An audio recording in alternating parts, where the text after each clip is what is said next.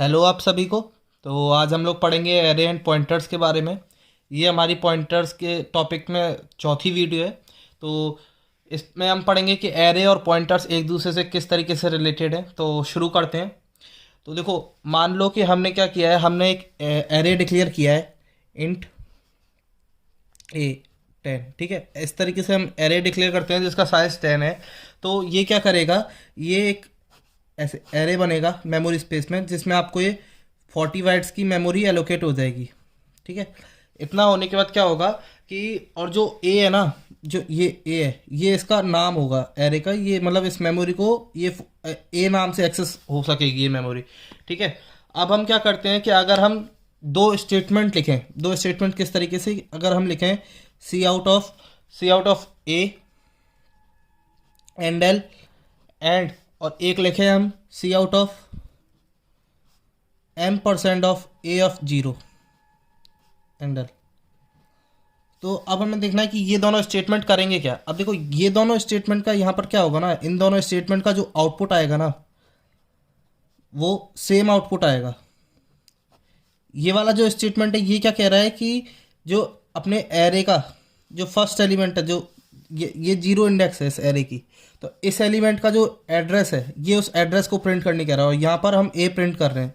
तो इसका दोनों का आउटपुट सेम आएगा, यानी कि ये दोनों चीज़ें हम कह सकते हैं कि यहाँ से इंटरप्रेट कर सकते हैं कि ये दोनों चीज़ें सेम ही है। मतलब basically A is the address of A zero. ठीक है, ये जो ए है ना, ये एड्रेस है ए जीरो। ये दोनों चीज़ें बेसिकली सेम है। ठीक है, अब अगर हम कर दें कि इससे आगे आके हम कर दें कहीं पर कि मान लो हमने कर दिया ए ऑफ जीरो पे जो वैल्यू रखी है वो है 5। ठीक है, हमने वैल्यू डाल दी अपने एरे में कि जो हमारा फर्स्ट एलिमेंट है वो 5 है यहाँ पर।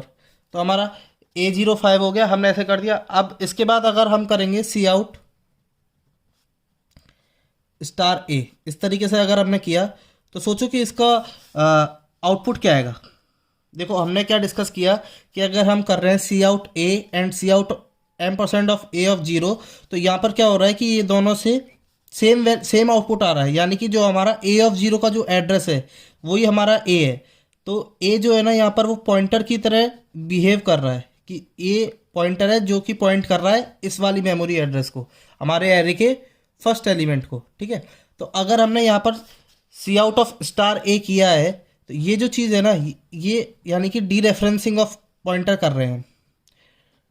यहाँ पर हम डी रेफरेंसिंग कर रहे हैं। डी रेफरेंसिंग में क्या होता है कि अब डी रेफरेंसिंग क्या होता है कि जो पॉइंटर जिस मेमोरी एड्रेस पे पॉइंट कर रहा होता है ना, उस मेमोरी एड्रेस पे जाके हम उस वैल्यू को प्रिंट कर देते हैं। तो हमारा जो ए है वो हमारे एरे के फर्स्ट एलिमेंट को पॉइंट कर रहा है, तो हमारे ये इस मेमोरी एड्रेस पे जाके इस वैल्यू को प्रिंट कर देगा, और यहाँ पर क्या है 5।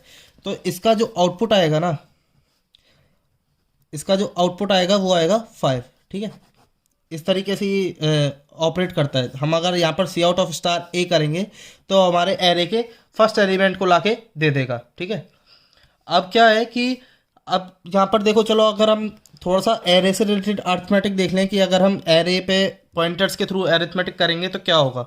देखो, हमने क्या बोला कि स्टार ए किया हमने, तो इसका मतलब आया है कि हमारा जो ए जीरो है, मतलब जो हमारा एरे का फर्स्ट एलिमेंट है वो प्रिंट हो जाएगा। ठीक है, यानी कि जो ए है वो हमारा पॉइंट कर रहा है, A is pointing to first element of our array. ठीक है, इस तरीके से हमारे फर्स्ट एलिमेंट को पॉइंट कर रहा है। अगर मैं बोलूँ आपसे कि अगर मैंने किया है स्टार ऑफ A+1, तो क्या होगा। सोच के देखो कि इस कंडीशन में अगर कहीं पर ये लिखा हुआ है स्टार ऑफ A+1 तो क्या होगा। अब देखो क्या है कि हमारे पास एक एरे है, जैसे कि मान लो ये एक एरे है, तो ए जो है हमारा वो इस मेमोरी लोकेशन को ए पॉइंट कर रहा है, तो हमारा A+1 जो है वो इसको पॉइंट करने लग जाएगा। हमारा अगर हम ए स्टार ए कर रहे थे, यानी कि डी रेफरेंसिंग ऑफ पॉइंटर कर रहे थे, तो हमारे पास इस मेमोरी एड्रेस में जो भी रखा था वो हमारे पास आउटपुट में आ रहा था। अगर मैं star of D referencing of A+1 करूँगा तो मेरे पास इस मेमोरी एड्रेस में जो वैल्यू रखी होगी वो वैल्यू मेरे आउटपुट में आ जाएगी। तो ये हमारा मतलब इस तरीके से हम अरिथमेटिक कर रहे हैं कि अगर आप यहाँ पर A+2 कर दोगे, स्टार ऑफ A+2, तो हमारे पास ये वाली मेमोरी एड्रेस में जो रखा होगा वो हमारा आउटपुट आ जाएगा। ठीक है, तो यानी कि ये क्या हो रहा है कि अगर आपको ith एलिमेंट चाहिए अपने एरे का, तो हम कर सकते हैं स्टार ऑफ A+i। ठीक है। और बेसिकली सिस्टम जो वर्क करता है ना वो इस तरीके से ही करता है कि मान लो आपने लिखा है कि मेरे को ए ऑफ आई आउटपुट में ला के दे दो, तो ये इसको ए ऑफ आई की तरह इंटरप्रेट नहीं करेगा, ये इसको इंटरप्रेट करेगा कि हमें स्टार ऑफ ए प्लस आई, इस तरीके से ये इसको इंटरप्रेट करेगा कि ठीक है ए हमारा इसको पॉइंट कर रहा है, ए हमारा इसको पॉइंट कर रहा है, तो इसमें आई आगे बढ़ा दो। जैसे मान लो अगर आई की वैल्यू 2 है तो इसे 2 आगे बढ़ा दो, वो उस वाली मेमोरी एड्रेस पर जाके उस वैल्यू को प्रिंट कर देगा। तो जब भी हम ए ऑफ आई लिखते हैं ना, वो इसको इस तरीके से इंटरप्रेट करता है कि ठीक है ए ऑफ आई लिखा है, यानी कि ये dereferencing of A plus I लिखा हुआ है, ठीक है। अब ये जो सिस्टम है ना ये इतना डम है ना कि मतलब अगर मैंने यहाँ पर ए ऑफ आई लिखा है तो भी ये इसे इंटरप्रेट कर रहा है इस तरीके से, और अगर मैं आई ऑफ ए लिख दूंगा तब भी ये इसी तरीके से इंटरप्रेट करेगा कि क्योंकि देखो ए ऑफ आई का मतलब हो गया स्टार ऑफ ए प्लस आई, अगर इसको हम लिखें तो ये क्या है स्टार ऑफ आई प्लस ए, दोनों एक ही चीज़ है ना। तो अगर मैं यहाँ पर आई ऑफ ए भी लिख दूंगा ना तो भी ये मेरे को अपने ए एरे का आईएथ एलिमेंट ला के दे देगा, ये एरर नहीं देगा। ये जो चीज़ है ना आई ऑफ ए, ये एरर नहीं देगा, यहाँ पर भी अपना एरे का आईएथ एलिमेंट प्रिंट हो जाएगा, ठीक है। तो अपने को अपने एरे के आईएथ एलिमेंट को एक्सेस करने के कितने तरीके मिल गए। अगर अपने एरे को आईएथ एलिमेंट चाहिए अपने को, तो हम इसको 3 तरीके से एक्सेस कर सकते हैं, A of I, star of A plus I, या फिर star of I plus A, ठीक है। और एक तरीका है आई ऑफ ए। अगर आपको कहीं ये चीज़ दिख जाए कहीं लिखी हुई तो ये चीज़ एरर नहीं देगी, आप इसको इम्प्लीमेंट करके भी देख सकते हो अपने कोड एडिटर में, ये एरर नहीं देगा, ये आपको आईएथ एलिमेंट आपके एरे का लाके दे देगा, ठीक है। अब देखो क्या होता है ना कि जब हम कोई पॉइंटर डिक्लेयर करते हैं, मान लो मैंने कोई पॉइंटर डिक्लेयर किया int star P is equal to something, like मान लो अगर मैंने यहाँ पे 0 ही कर दिया, मैंने इसे नल पॉइंटर कर दिया कि हमारा पॉइंटर अभी किसी को न पॉइंट नहीं कर रहा है, तो ये जो पी पॉइंटर होगा ना इसके लिए मेमोरी स्पेस में एक अलग से मेमोरी अलोकेट होगी। मान लो ये 810 पे गया तो इसके लिए मेरे पास एक अलग से मेमोरी अलोकेट होगी कि हमारा पी पॉइंटर हमारी 810 मेमोरी पर सेव्ड है। बट जब हम क्या कर रहे हैं ना कि जब हम एरे डिक्लेयर कर रहे हैं इंट ए ऑफ 5 या फिर इंट ए ऑफ 10, इस तरीके से अगर हम डिक्लेयर कर रहे हैं ना तो हमारे पास पूरी मेमोरी अलोकेट हो रही है, इस केस में 20 बाइट्स की और इस केस में 40 बाइट्स की, ठीक है। बट हमारे पास ए के लिए कोई भी स्पेशल मेमोरी अलोकेट नहीं होती है, ठीक है। मतलब क्या है कि हमने ए हमारा पॉइंटर की तरह बिहेव कर रहा है ना, हम क्या करते थे अब तक जब भी कोई भी पॉइंटर डिक्लेयर करते थे तो उस पॉइंटर के लिए भी हमारी मेमोरी, हमारी जो सिंबल टेबल थी उसमें जाके एक मेमोरी मतलब एक एंट्री होती थी कि ठीक है हमारा जो पॉइंटर है वो इस मेमोरी एड्रेस पे अलोकेटेड है। बट हमारा जब हम यहाँ पर कर रहे हैं ना तो यहाँ पर क्या है कि हमारा जो एरे का साइज़ है उस साइज़ के लिए तो हमारे पास मेमोरी आ रही है कि ठीक है हमारे एरे का साइज़ 5 है और इन टाइप का एरे है तो 20 बाइट्स अलोकेट कर दी जाएंगी। बट हमारे जो ए के लिए ना उस ए के लिए हमारी सिंबल टेबल में कोई भी एंट्री नहीं हो रही है, ठीक है। तो इसकी वजह से ना कुछ मतलब कुछ डिफरेंसेस आते हैं। वो डिफरेंसेस क्या आते हैं, देखो सबसे पहले आता है डिफरेंस साइज ऑफ ऑपरेटर में, ठीक है। साइज ऑफ ऑपरेटर में किस तरह के डिफरेंस आता है कि अगर देखो आप करोगे ना सी आउट ऑफ पी, तो पी कोई एक पॉइंटर है जो हमने पहले डिक्लेयर किया हुआ है। अगर आप सी आउट ऑफ नहीं सॉरी अगर आप C out of size of P करोगे ना, साइज ऑफ पी, तो ये पी हमारा पॉइंटर है हमने डिक्लेयर किया हुआ है, तो इसका जो आउटपुट आएगा वो आएगा 8, ठीक है। और अगर आप C out of size of C out of size of A करोगे ना तो इसका आउटपुट आएगा 20 या 40, जो भी आपने जिस तरीके से भी एरे का साइज लिया हुआ है। अगर आपने ए 5 साइज का एरे लिया हुआ है तो 20 आएगा, अगर आपने ए 10 साइज का एरे लिया हुआ है तो 40 आएगा, ठीक है। इस तरीके से यहाँ पर डिफरेंस आता है क्योंकि यहाँ पर भी हम पॉइंटर है, ये ए भी हमारा पॉइंटर की तरह बिहेव कर रहा है लेकिन ये हमें पूरे एरे का साइज देगा, और यहाँ पर हमें ये पॉइंटर का साइज देगा 8 बाइट्स, ठीक है। ये इस तरीके से डिफर करता है अपने साइज ऑफ ऑपरेटर में, ठीक है। अगला जो डिफरेंस आता है वो आता है एम% ऑपरेटर में। एम% ऑपरेटर मैंने आपको बताया था, एम% ऑपरेटर हम एड्रेस के लिए यूज़ करते हैं, ठीक है। तो अगर जैसे मान लो हमने कोई एक पॉइंटर डिक्लेयर किया हुआ है पी, तो ये पॉइंटर जो हमारा सेव्ड है वो 810 मेमोरी एड्रेस पर है, ठीक है। तो अगर मैं करूँगा सी आउट ऑफ m%, तो इसका जो आउटपुट आएगा ना वो 810 आएगा। ठीक है, लेकिन इस केस में कि मैंने एक एरे डिक्लेयर किया हुआ है इंट a(10),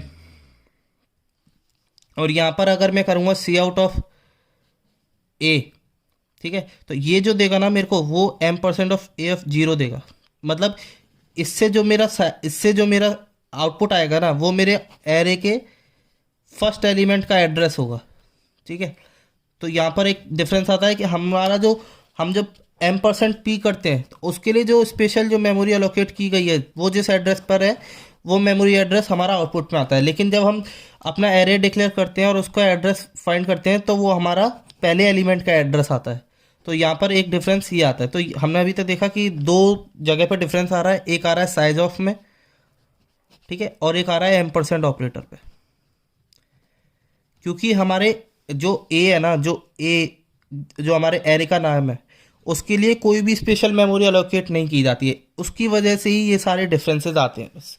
जबकि हम जो पॉइंटर डिक्लेयर करते हैं उसके लिए मेमोरी अलग से अलोकेट की जाती है, बट हमने कोई एरे डिक्लेयर किया है ना वहाँ पर कोई भी मेमोरी स्पेशली अलोकेट नहीं की जाएगी। ये चीज़ हमेशा ध्यान में रखना।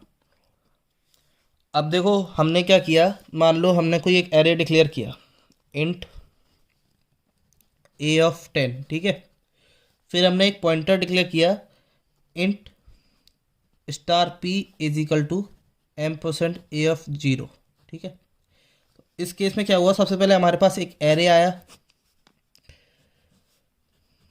ठीक है, मान लो इसका जो 0th एलिमेंट का जो एड्रेस था वो 700 पे था।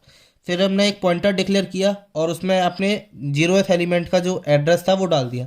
तो हमने जो पॉइंटर डिक्लेयर किया उसके लिए भी कोई एक मेमोरी एलोकेट हुई होगी। मान लो ये जो पॉइंटर है वो 850 पे सेव हुआ है, तो 850 पे जाके जो पॉइंटर में जो हमारा स्टोर है ना, हमारे पॉइंटर में क्या स्टोर है, a(0) का एड्रेस, तो यहाँ पर जाके ये 700 हमारा स्टोर हो जाएगा। ठीक है, इस तरीके से 850 पे हमने 850 पे हमारा पॉइंटर स्टोर है, उस पर जाके हमारा a(0) एलिमेंट का 700 जो एड्रेस है वो स्टोर हो जाएगा। ठीक है, अब मान लो हमने थोड़ी देर बाद अपने प्रोग्राम में क्या किया, हमने अपने प्रोग्राम में कर दिया कि हमने जो p में जो वैल्यू थी उसे अपडेट कर दिया। हमारे p में पहले a(0) का एड्रेस था, अब हमने क्या किया, p में m%a(3) का एड्रेस डाल दिया। ठीक है, तो ये क्या करेगा, ये जो p हमारा 850 पे स्टोर था, ठीक है, ये इस पे जाके इस वैल्यू को चेंज कर देगा और यहाँ पर 712 आ जाएगा। थर्ड बाइट है ना, तो ये 712 आ जाएगा। बट हम वैलिड है, मतलब पॉइंटर के केस में हम ऐसे कर सकते हैं, लेकिन हम ये नहीं कर सकते कि मतलब हमने क्या किया, हमने 850 पे जाके हमने m%a(3) किया, तो हमारा 850 पे जाके 700 को चेंज करके 712 कर दिया। लेकिन अगर हम इस तरीके से करते हैं कि हम कर दें कि a = a+3, इस तरीके से कर दें, हमारा इस एरे का नाम a है, अगर ऐसा करना चाहें तो ये नहीं हो सकता, ये वैलिड नहीं है, क्योंकि arrays can not be reassign. इसका रीज़न क्या है कि देखो हमारा जो ए था ना, हमने ए के लिए कोई एंट्री तो की नहीं थी, हमारे ए के लिए कोई भी हमने मेमोरी स्पेस में एंट्री नहीं की थी, हमारी सिंबल टेबल में कोई एंट्री नहीं गई थी। तो जो हमारा ए था वो हमारे एरे के 0th एलिमेंट को डिपिक्ट कर रहा था, तो हमने जो ए के लिए एंट्री की वो की 700। अब सिंबल टेबल में जो एक बार एंट्री हो गई हम उसको चेंज नहीं करते।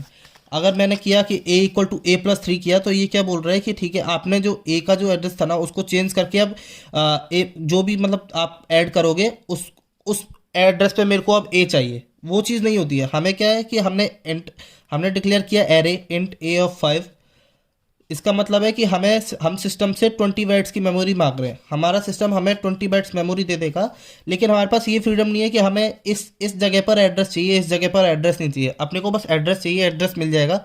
तो अपन इस तरीके से नहीं कर सकते हैं कि हमने एरे डिक्लेयर किया है फिर हम a = a+3 कर दें, ये वैलिड नहीं है, क्योंकि array can not be reassign. ये चीज़ आप ध्यान रखना, आप इस तरीके से एरे में ऑपरेशन नहीं कर सकते हो कि आप मतलब एरे को ये भी नहीं कर सकते हो कि आप a = p कर दो, ये भी वैलिड नहीं होगा, लेकिन आप p = a कर सकते हो। ये जो चीज़ है ना ये वैलिड है। ठीक है, हम ए किसी को असाइन कर सकते हैं, लेकिन ए में कुछ और असाइन नहीं कर सकते। ठीक है, ये थोड़ा सा है कि मतलब हमारा जो ए है, हमारा जो एरे जब एक बार असाइन कर दिए जाते हैं, एक बार डिक्लेयर कर दिए जाते हैं, तो हम उसमें फिर किसी और चीज़ को असाइन नहीं कर सकते। ठीक है, ये सब है क्योंकि ए के लिए हमारे पास कोई स्पेशल मेमोरी नहीं होती है, सिंबल टेबल में ए के लिए हमारे पास कोई स्पेशल एंट्री नहीं होती है। आज की वीडियो में इतना ही, यही था एरे एंड पॉइंटर्स में। बाकी वीडियो देखने के लिए थैंक्स।